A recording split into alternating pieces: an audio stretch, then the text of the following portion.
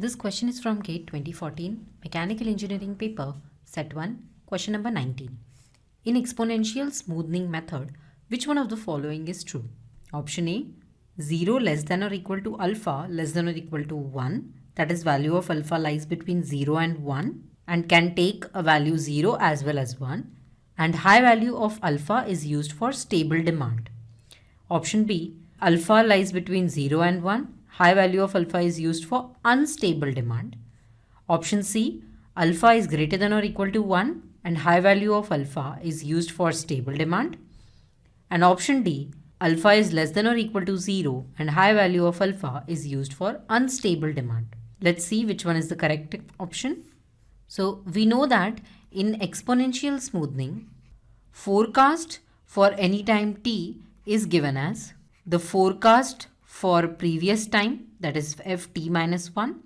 So if time is given in months, forecast for a particular month will be equal to forecast of the previous month plus alpha, where alpha is the exponential smoothing coefficient, into demand for the previous month minus again forecast for the previous month.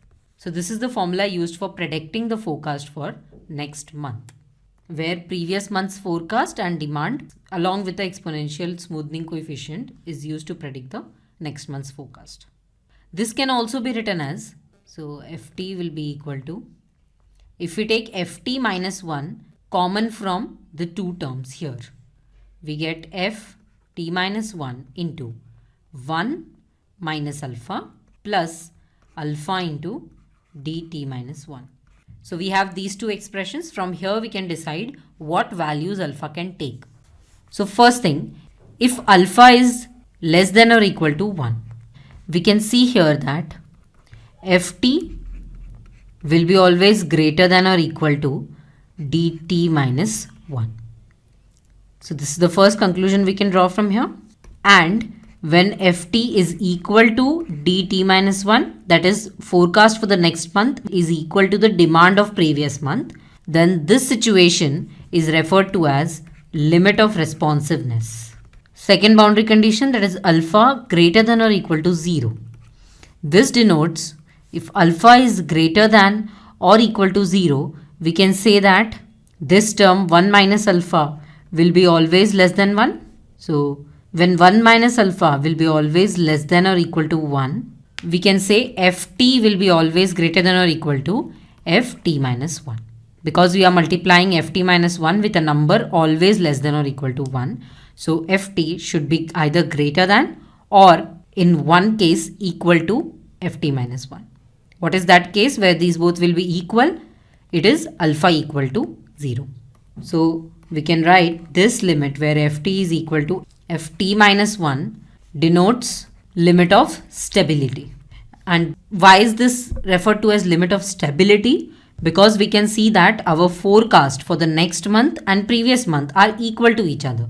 So we can see a stability in the forecasting. Therefore, it is called limit of stability. So from here we can conclude that alpha will take values either greater than or equal to 0 or less than or equal to 1. That is done. Now we need to conclude whether high values of alpha are used for unstable demand or stable demand. When alpha approaches 1, we can say that ft farther gets apart from ft minus 1. That is, the difference between ft and ft minus 1 is very large for large values of alpha. That means there is less stability. So for the model to be stable, we should have next month's forecast should be equal or close to the previous month forecast. That is the condition of stability. And because the gap between them is widening as alpha value is becoming closer to 1, we can say that demand is unstable. So high values of alpha are for unstable demand. Let's mark the correct option. The correct option is option B, which gives alpha lies between 0 and 1 and high values of alpha are used for unstable demand. This is true for exponential smoothing method. To learn more about forecasting models, you can refer to the NPTEL video, Module 2, Lecture 2, Forecasting, Time Series Models, Simple exponential smoothing. This is from course Operations and Supply Chain Management by Professor G. Srinivasan. He is from Department of Management Studies, IIT Madras. I hope this solution will help you clear your doubt. Thank you.